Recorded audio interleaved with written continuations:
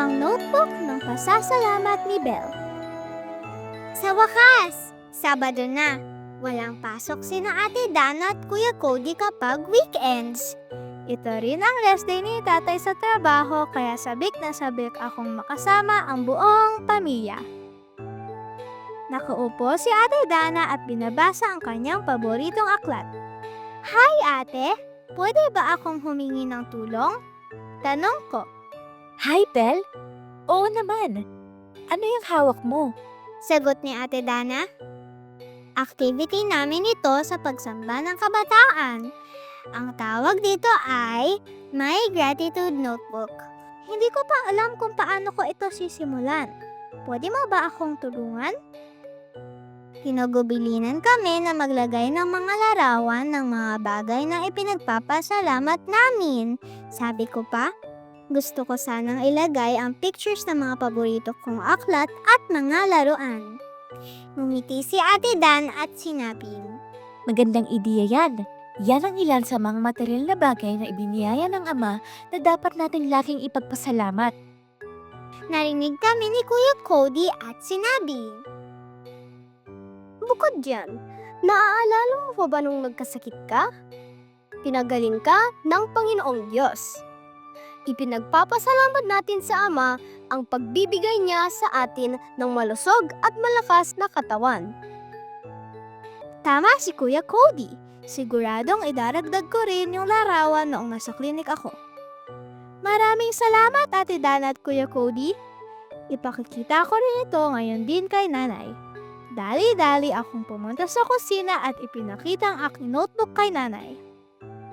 Wow! Ikaw ba ang gumawa nito? Tanong ni Nanay.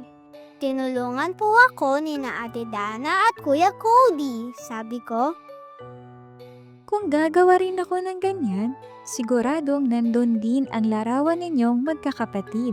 Lagi naming ipinagpapasalamat ng tatay ninyo sa ating Panginoong Diyos ang pagbigay niya sa amin ng mababait na mga anak.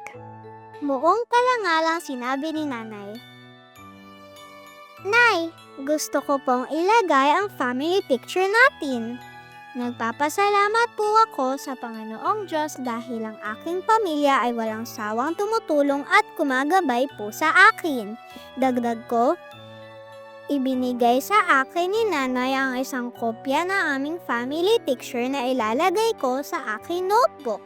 Narinig kami ni Tatay sa aming pag-uusap at sabi niya, Higit sa lahat, Belle, ipinagpapasalamat natin sa Ama na tayo ay mga kaanib ng Iglesia ni Cristo.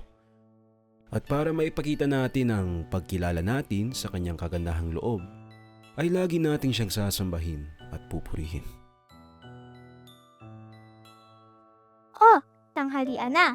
Mananalangin kami at ipagpapasalamat sa Panginoong Diyos ang mga biyayang aming pagsasaluhan.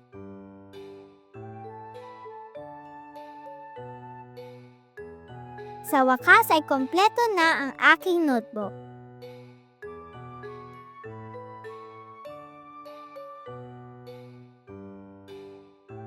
Maraming bagay ang dapat nating ipagpasalamat sa Panginoong Diyos.